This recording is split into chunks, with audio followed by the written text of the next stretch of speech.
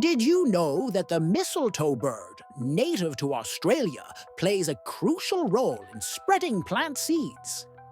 This tiny bird eats the berries of the mistletoe plant.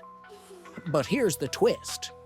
It digests the fruit pulp and excretes the seeds onto tree branches. The seeds stick and grow into new mistletoe plants, continuing the cycle. This quirky partnership ensures the survival of both the bird and the plant.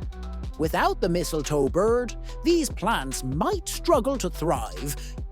So next time you see a mistletoe, remember the tiny bird that helped it grow.